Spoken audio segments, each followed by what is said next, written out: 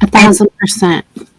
And you can take it even further back. So another rule that they've recently rolled out in Washington State is that, we've got this HB 1227, the Keeping Families Together Act. So that's focused on reunification. And when Ashlee was talking about the lockbox, that means they told families basically, you can be a drug addict. You can do drugs in your house while you have your children.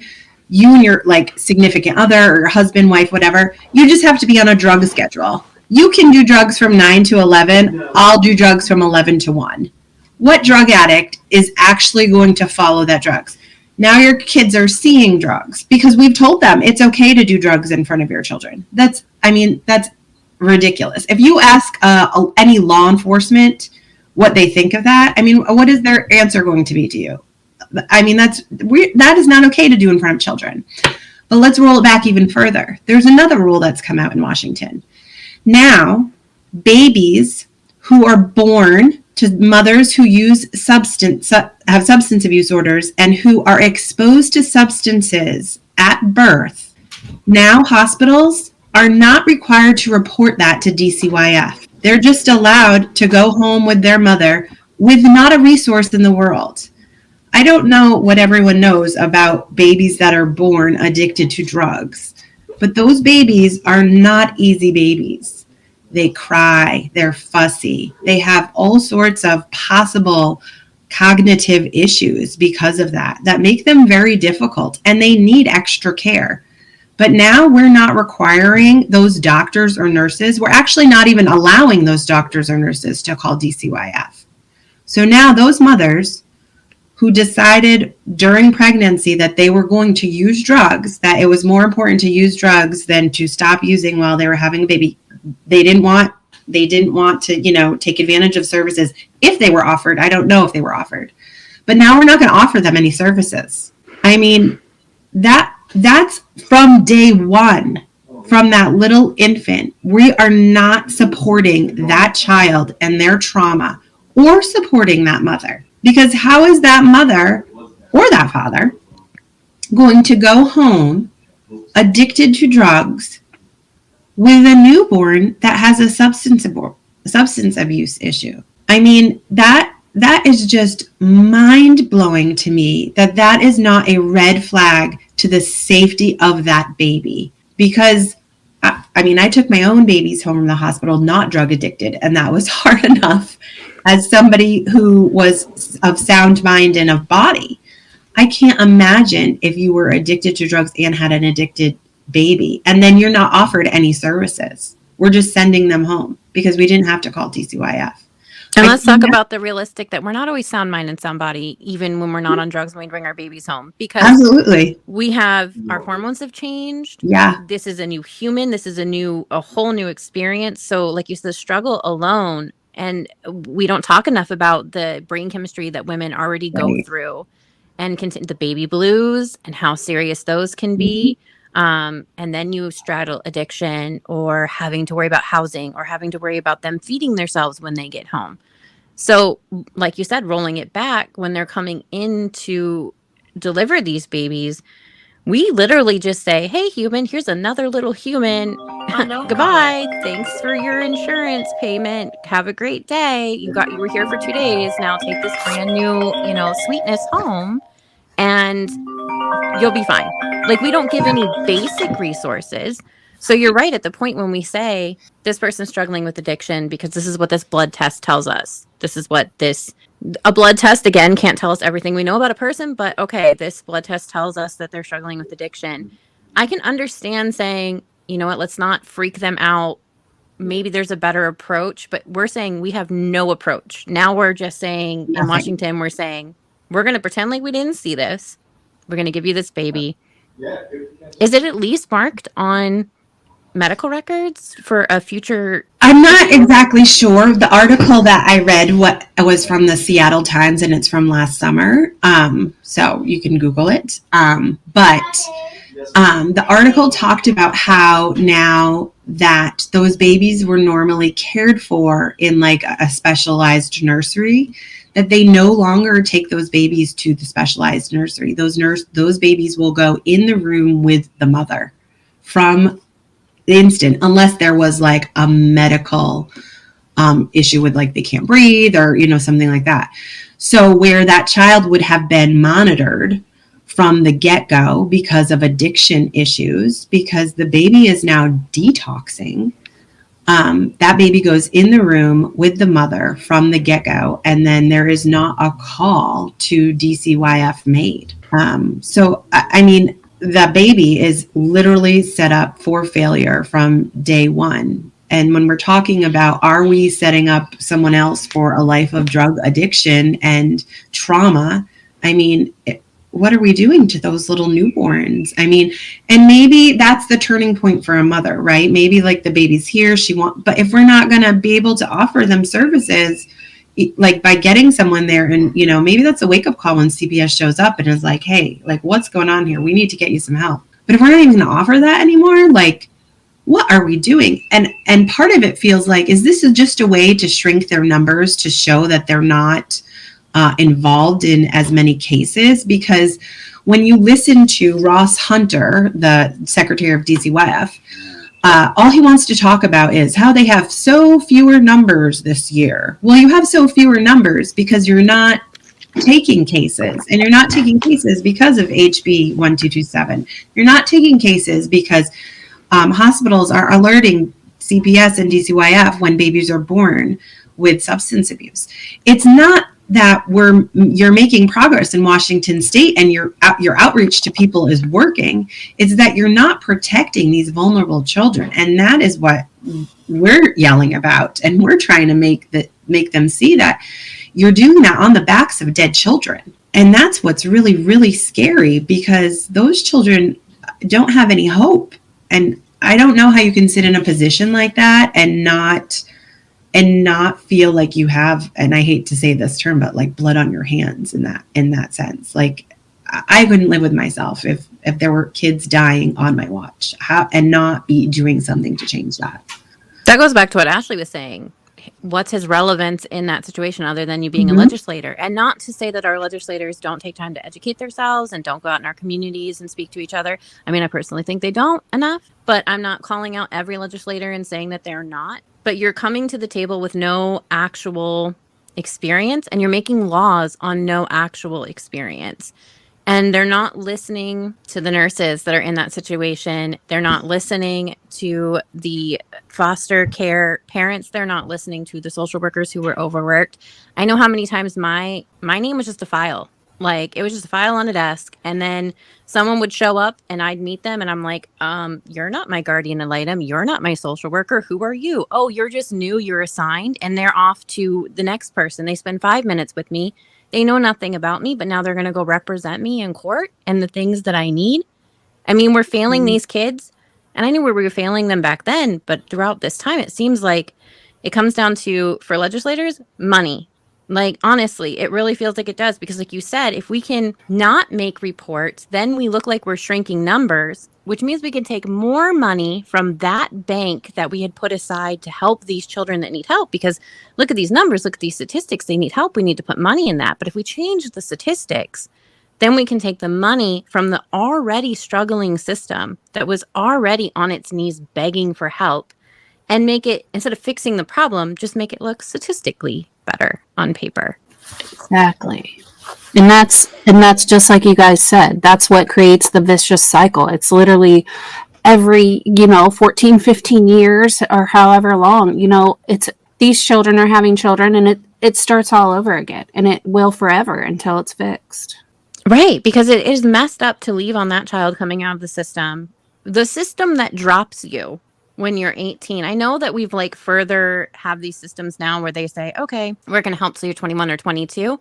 But I had friends that actually stayed in that system, and that system doesn't play nice either. That system looks at you and continues to control your life. And as a child who was in a system who had no control and no voice, turning 18, the last thing you want to do is roll with the system that failed you for the next 4 years of your life. So you either have to roll with the system that was never there for you, that has all these regulations on your life that make you feel like you can't breathe, or you can say, I'm going to try it myself.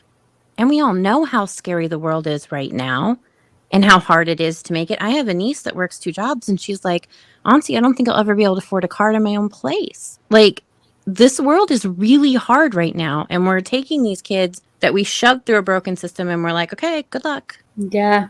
And like you said, a lot of it has to do with the money and making it look like it's bringing down numbers and all of that. And they're taking from an already broken system. And it's because they don't have a solid foundation. They literally created this foundation that they have, and they're finding out that that it's not working that well, but they're just stacking more on top of it, and so the bottom is just crumbling to pieces, and they just keep stacking more because they don't want to actually get to the root of the problem and fix the foundation. And until they're able to get to the root of the problem and fix the foundation, we're just going to keep having that same trickle crumbling effect, putting the kids in jeopardy. And and it's And the last thing you'd want to be in this day and age is a social worker, because the social worker is limited. I mean, we look at these cases like Ariel Sellers. I don't know if you guys are familiar with that case out of Hawaii.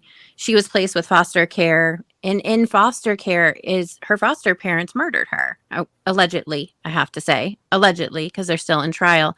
And it's actually changing a lot of the way that people are looking at Hawaii's CPS. And they're getting sued by a lot of people now that say that those records should always be unsealed and available, especially if there's one issue. If we have one issue against a social worker, or we're feeling like something's not being done, CPS files need to be unsealed, and we need to see what was done, how it was done, and who handled it. But we villainize social workers a lot in that situation. But I know social workers that will tell me, I have 500 files. What do you want me to do with 500 files? Because they're not putting the money in to hire more of us. They're not, and because we villainize them so much, people aren't wanting to walk into those shoes and help people. And I do think there are times, I know I had social workers that I'm like, why are you even here? Like, you don't care about kids. You don't care about this situation. This is literally a paycheck to you. And that's something I wanted to know from doing this job. I know I get very emotionally invested in children and that situation. So as a social worker, or someone in that system, at what point of a line of a relationship should we have with those children? Because you're going to fight harder for a child that you get to know, that you care about, but it can also blind you when you deeply care. So how do you ladies handle that? That's kind of hard. It really is. Like I said, like, I don't do social work for DCYF. I do in-home services, and I did visit supervision. And that was really hard, because I think really it just comes down to like keeping those professional boundaries and being able to have compassion and empathy, but also being able to disconnect when you need to, if that makes sense, so that you're not taking it on. Like, you're putting yourself in the situation and you're having that empathy, but you're not taking that all on yourself. Does that make sense? It does. Yeah. And it's really hard. Like, there has been many times where I've been in my car and I've bawled my eyes out because I just feel like I didn't do enough, or I feel like I wasn't able to be there as much as I wanted to for the kid because I was so focused on the parent. That's the other thing that I wish that we could figure out is CASAs are supposed to be there for the child and what's best of the child and the safety of the child. And you have these parents who are getting these resources of like FPS workers, triple P workers, behavioral, all of these things that these parents are able to access.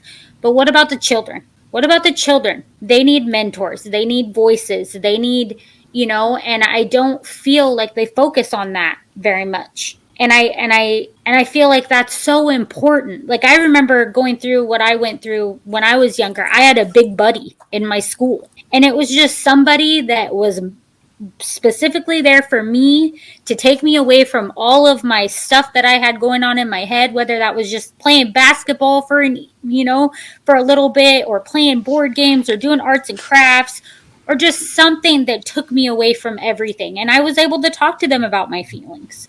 So I think that that's something that they also need to work on, is not just having these services for the parents and the I think that they really need to have a specific person that is more of a life mentor for the children, for the child. Starting, it's kind of hard with the younger ones, but starting when they get into school age, like being able to just have that person that they know is their safe person. Right. Well, and it seems like the only way that we get kids help, and this goes from kids in homes that just need help that come through the system, kids in school that need help, runaway kids. The only way that we get these kids help is through the judicial system. So it's like they have to get in trouble, or the parent has to get in trouble. There has to be almost a legal consequence to get the kids in the system. So we need a system where we can bring them in without it being a punishable act on the children. Yes. Because we all we're doing in this system is punishing the kids continuously over and over and over again. Because even with this goal of reunification, when they do go, let's say they go back and then it doesn't work and they get pulled out of the home again, now they come to another foster family. I've had people tell me that I worked with a case where her mom was an addict and they were going in and out, and she said I would get removed and I'd be put back with my mom. Things would be great, and then mom would fail again, and we knew it was coming, to the point that we started running away because we didn't want to be taken from our mom one more time, where we were hiding, because it started being that we were placed in foster care and we missed our moms, and we would cry and we would go through all these things, and then we were labeled troubled kids, to the point where the social worker would introduce them as trouble 1 and trouble 2, and you're going to have problems. What fair start is that for a child? Like, they wouldn't even acknowledge that they were losing their mother again, and how hard this was on the kid, and they were losing their home again. They were just introduced as trouble 1 and trouble 2, and watch them, they're runners. And now that's how they were treated by the like, oh, these are problem children. These are a problem. They have behavioral issues. And it's not a behavioral issue thing. It's a needs therapy thing. It's a, like you said, needs a consistent thing. And if they did have a consistent buddy through all that, like, oh, this is happening again, but I'm going to see Sam. I know that Sam's going to be there when I get pulled out. We could help. We could help with that consistency. And we don't have, like you said, we don't have a consistent social worker. We don't have anything consistent. Why, when a social worker is assigned, why are they ever removed? Why are we ever moving them when there isn't a problem with the family approaching it, or the foster family approaching it? Why are they being reassigned in this cycle, instead of, when you hit the system, this is your worker, and this is who's going to work with your parents, and who works with your parents talks to your social worker? Why are we having these gaps, and why are we having these issues? As you know, Erin, you and Ashlee, both of you, I think it's probably safe to say that both of you are cycle breakers. Both of you have been through a lot, and I mean, you're here today. Both of you are here making a difference. Do you think that for, other kids, I mean, like you just said, other kids who've been through all the things that you've been through in and out of the system, do you think having that one mentor, that one person, can help break the cycle for other kids? Absolutely. It's so lonely because you're going so many different places and you're going through so much, and whatever you're going through, and no matter what what they're going through, when your parent is removed for whatever reason they're removed, or you're removed from the home for whatever reason you're removed, your life is shattered into a million pieces, because now your school might change, your friends might change, you might get taken to a different state, you might not know where you're going for a few days, and you meet so many different people. It's like, oh, hi, my name's this, and I'm going to help you. And the next week, hi, my name's this, I'm going to help you. I absolutely think if you had someone consistently through that, we would have done a lot less therapy. I would have paid for a lot less therapy, for sure. Yeah, definitely. I feel like CPS owes me for all my therapy, to be honest. I feel like they should be paying for it, but that's just a personal preference. But yeah, absolutely. I don't know for you, Ashlee, if you had someone that was consistent. I mean, I felt like we held on to anything that was consistent. Yeah, I was probably in foster for, I don't know, I wish I could get my record so I could actually look, but I think I was in there for about 10 months. And I would definitely say yes. If I had somebody that was, you know, and we have peer mentors, which are, you actually have to fill out, you know, an application. There has to be some kind of experience or background that you've went through, whether that's with mental health, substance abuse, homelessness. I've went through those.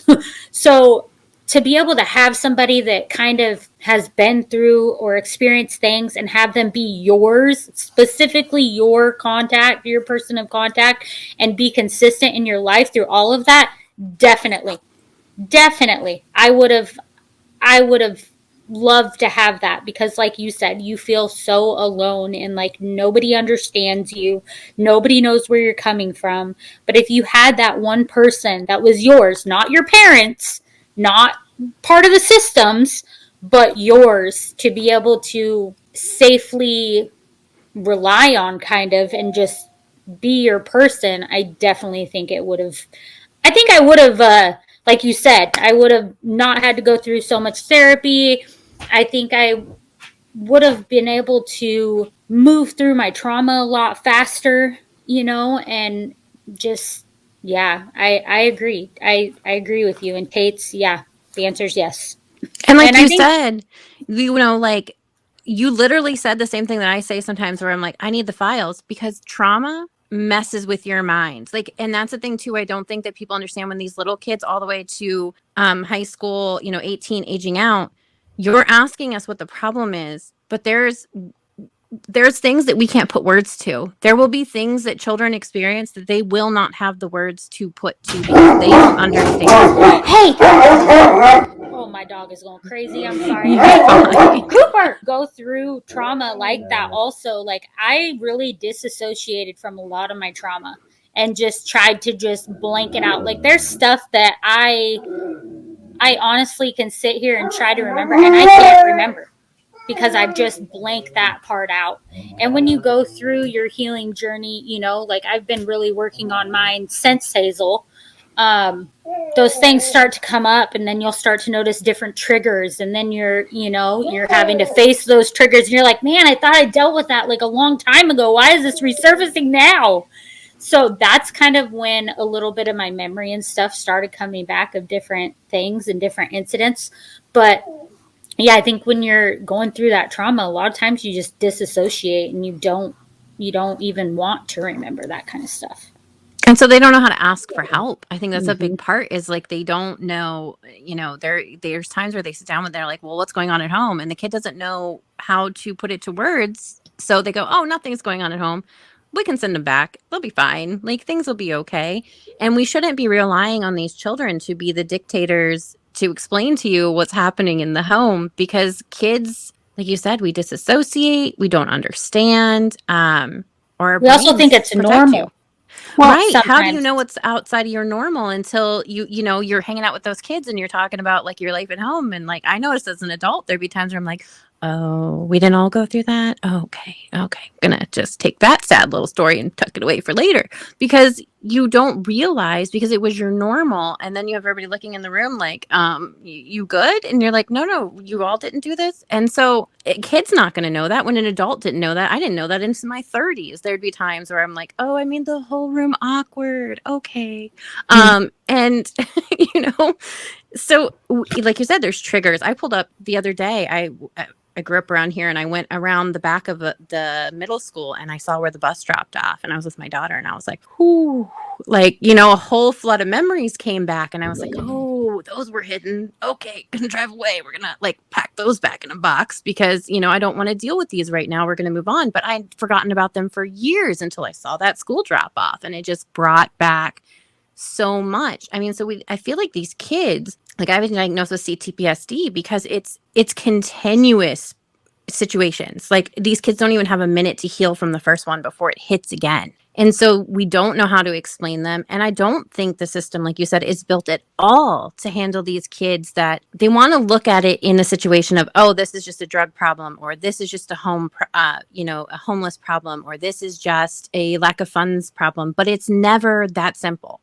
It's never that simple in the home. Once CPS is locked in, they're not taking the time to realize that addiction comes from not just deciding one day to pick up and be addicted. addiction comes from either their trauma as a child, their trauma as an adult, maybe the fact that they can't afford things and they're struggling and that eases their pain. Maybe they've lost someone. We don't even address those issues with the parent. And then we throw the kid in the system. So while we have resources for the parents, are we really addressing how we got there in the first place? That's hard, because I think that sometimes yes, but then again, it all comes down to the voluntary part, because we can offer them all these services, but if they don't want them, they're not going to take them. But the thing is if they don't want them, then in a sense, we're kind of putting that child's life in jeopardy too. And that's why I say I have such a hard time with the voluntary and involuntary, because Brandon, my brother, he got Hazel back and he didn't even finish like barely any of the stuff that he was supposed to finish. And she was actually probably going to be coming back to my mom and my stepdad in December. And she was murdered November 27th. So it's such a fine line, because I do believe that these parents need to do the work if they want their children.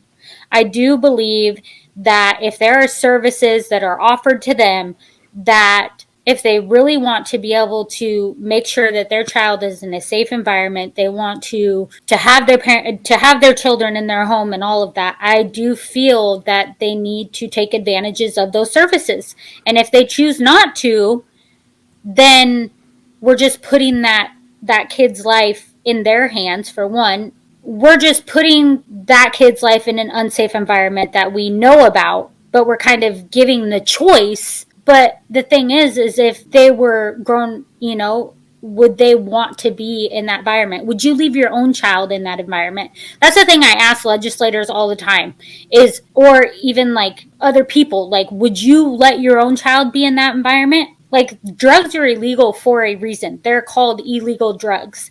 And we have the fentanyl epidemic. But the thing is that I'm trying to get legislators to understand is that, okay, if these parents aren't going to take these services, they're not going to take the help, then you're leaving these kids in unpredictable and unsafe environments.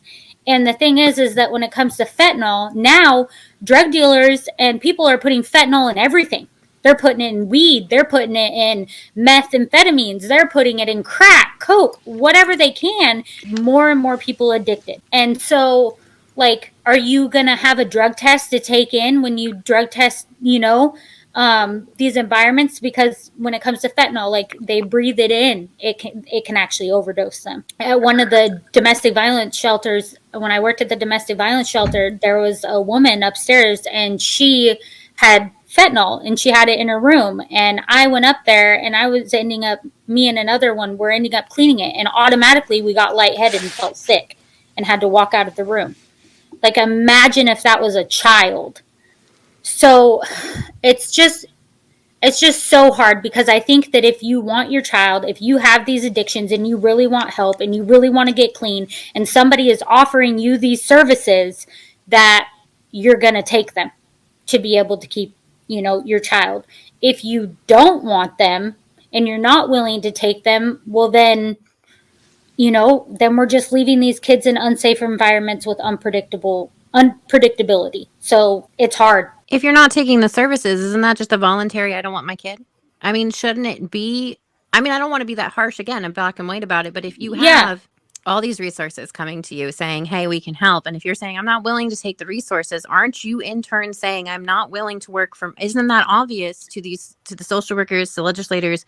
That's saying, I'm not willing to work for my kid. That's how I feel. And it's such a sticky, like you said, it's such a sticky subject, and like, I don't want to be a jerk or anything, but like, to me, that's how it would be.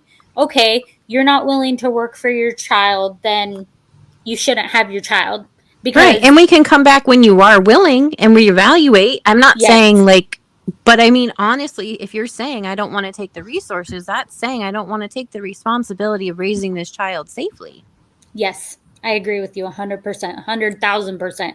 And that's kind of where I'm at. That's why the voluntary and the involuntary thing is so hard for me, is because I'm exactly at that. If we're offering you, all these different services, treatment, housing after treatment, like They have something here called PCAP workers that work with moms that are, using substance abuse, and they help them from birth to, I want to say 4 years old.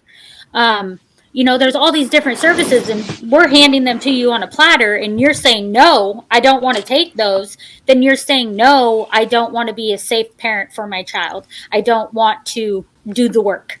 And I'm sorry, parenting is not easy, and you have to do the work.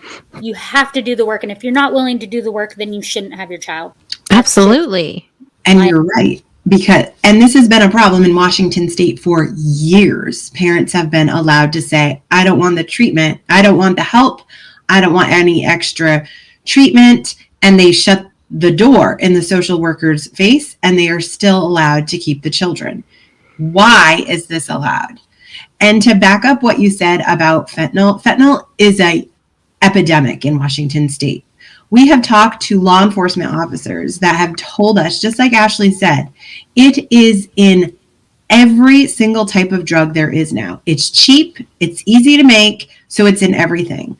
So if they're now going to say that fentanyl is the only drug that can be what they're calling an imminent harm, then they better be ready to test every type of drug there is, because according to law enforcement, it's in everything. But they're not, that the legislators haven't even thought that far ahead, because they don't talk to law enforcement officers. They're not talking to the doctors. They're not talking to the social workers who are living this. They live in this complete bubble. And I don't want to say all of them, because it's not all of them, but some of them live in this complete bubble where they read the statistics, or they talk to the head of this or the head of that. They're not talking to the people with the real lived experience. And I know, like, for us, when we have people come to us, that's what we try and we make sure to do. We like to talk to people who have been through this experience, talk to law enforcement, like, what is going on with fentanyl right now. And that's what they're telling us. It's in everything. You can't get away from it. You're picking, they're not seeing heroin anymore. They see fentanyl. That's all they're picking up. And like, someone's getting picked up for weed, there's fentanyl in it. There's a new blue pill on the street, it's fentanyl. So when are they going to make sure that law, which says that, fentanyl is a synthetic opioid, they're going to make sure that it's not in the marijuana, it's not in, whatever they're cutting with it. But the thing is that they won't. They'll just pretend like that's not happening. And that is what is scary, is because some of these legislators just like live in this bubble that think that they can make a bill that like kind of covers it, but doesn't really. And then they'll throw some more money towards, substance abuse rehabilitation that parents don't have to take. And then we've covered it. We're protecting the kids. And we're not, because, we're still seeing like kids dying, and it's just scary. I want to just piggyback off what Shayna just said really quick too, and how she talked about legislators and stuff living in a bubble. And part of that problem is, and we've experienced this ourselves, legislators not even having the education of what fentanyl even is. That's part of the problem. Definitely. I think there's I think it goes to, like you said, it's like a bubble. It's like you're so far removed. And I think it comes all the way down to therapy and social workers. And I was talking to somebody the other day about, at some point with therapy, like, you have to look at your therapist and realize that when they started, they came from a normal life. Every day they walked among all of us, right? And they shopped all among us, and they had the same issues that we did. And they were still, they were having the same problems, but then they kind of financially climb that ladder, and they get more academic. They kind of move away from, the everyday life, because now they're surrounding themselves in a different community, around different people. So they're not walking the same streets we are, with the same issues that we have. So then at some point their therapy becomes so academic that it doesn't relate to you anymore. Not that they don't know what they're talking about academically, great, but they can't personally interact with you. And I feel like our legislators and our social workers can sometimes, judges, they can all end up in that bubble. And how do we pop it and be like, come back to like the rest of us that are walking and living in this world and in this street? How do we do that beyond bringing our own bills, because like you said, you can bring the perfect bill, but they're going to change it to what benefits them the most. I mean, let's be honest. They have to look at, they don't look at their constituents as much anymore as they look at the people around them in their bubble and say, how is this going to affect you, me, and how do we best handle this bill and give them a little bit of what they want? So how do we pop that bubble? How do we get through? How do we get them to hear our pleas? I think that, first of all, you have to have a relationship with somebody in legislation who is going to support you. You just can't go in willy-nilly, right? You have to have somebody. And I have to say, we do have legislators that are extremely supportive, will give honest feedback, which I also think you have to have somebody who is going to be honest with you, and responsive. And we do have that. We do have a legislator who takes the text messages, responds, is supportive, and who tells us that we're doing a good thing. So you do have to have that. That legislator also has experience with foster care. So I think that makes a difference, for sure. And when Ashlee has hosted the rallies, we've had legislators show up. That's huge. That's huge to have legislators show up to show their support. And I think it's little steps like that, that our beliefs and values align with some of the changes that they're hoping to see.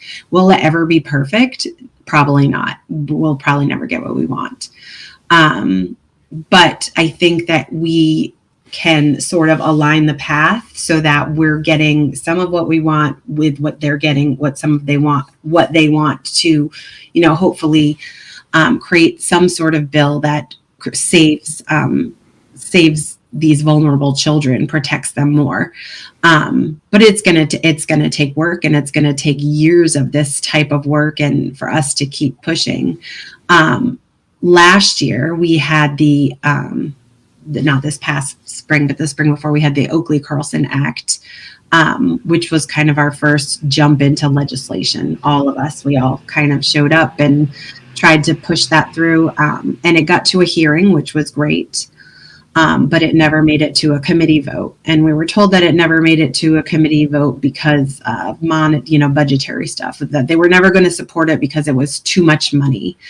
And that's what we were told, basically because it was going to force families to be monitored for 5 years if you lost your children due to abuse or substance abuse.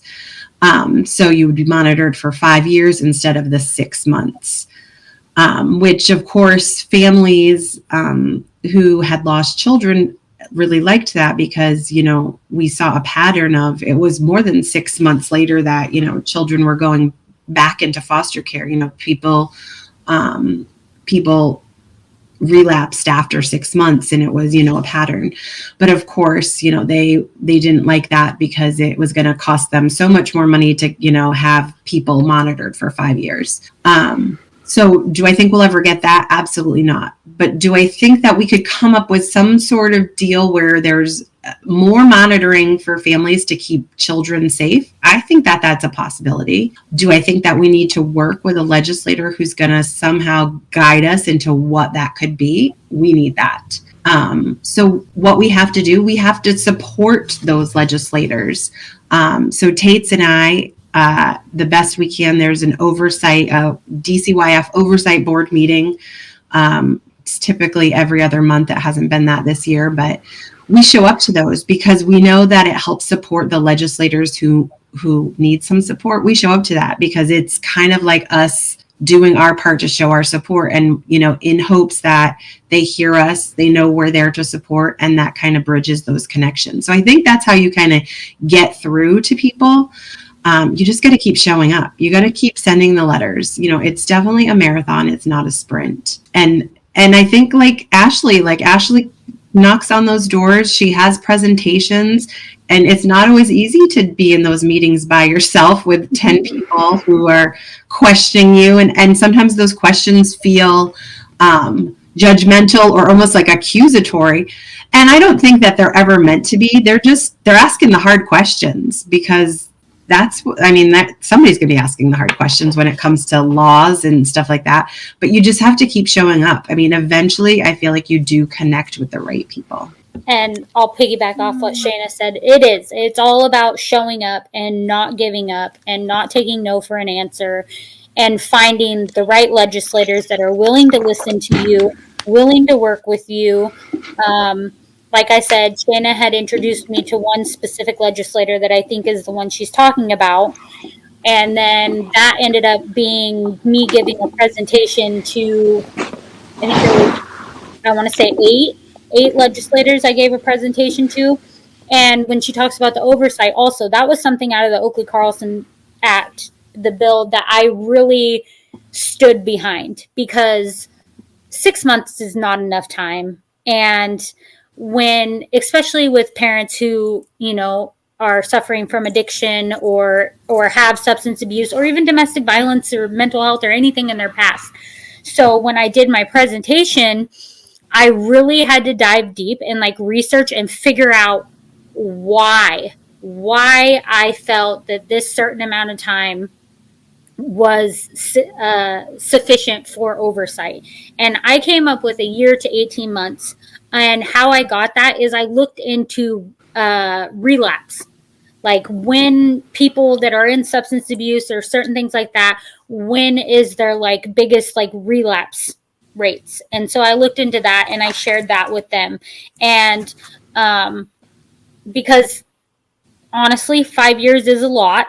It is a lot of oversight. It is also a lot for social workers to be able to, expand like that. And we already have a shortage and a turnover rate that is insane. So I was trying to figure out kind of a common ground, but also have the research to back up why I felt that a year to 18 months was sufficient. What do you think the average person, the person that stumbles across this video or wants to learn more about it, what can the average everyday person do to make a difference? I know it's a hard one because we're coming from a totally different lens, but just the average everyday person that doesn't have this experience, doesn't, or, maybe they've heard about it in their family, because we talk a lot about how if it doesn't come to your doorstep, it's not your problem, right? Or you just aren't aware of it. There are people that tell me all the time that find themselves in this missing, murdered, lost child foster care situation. They say their rose-colored glasses snapped. Just one day they snapped. And they didn't know this whole world existed around them. For those wearing the rose-colored glasses, how do they help? Well, so the first thing I would say is to follow us on social media, because not only do we focus on missing persons, we do focus on children who have been failed by Washington State. So we try to put out any articles about children failed by Washington State. In the month of April, we focus on specific stories of children failed by Washington State. When we have any events that are held at the Capitol or information, we put all of that out on our social media. So that's the first way that you could get involved. We also, on our lightthewaymissing.com website, have a whole page dedicated to, it's called My Reason, and it's basically my reason for supporting child abuse prevention. And it has the many stories of children who've been failed by DCYF. So you can click on that section and go to the stories of these kids. There is Hazel's story, and we have a letter that Ashlee wrote about Hazel that is quite touching. And we a lot of times will have call to actions. Our current call to action for everyone is to help us to get an outside independent investigation of Oakley-Carlson's Washington DCYF case. We have a change.org petition. We just feel like Washington DCYF is not being held accountable for what happened in her missing persons case. They knew what was going on. They did nothing. The ombuds supposedly did an investigation. However, they will not release any of the records. They've just said there's no wrongdoing, which we just feel is kind of a cop-out.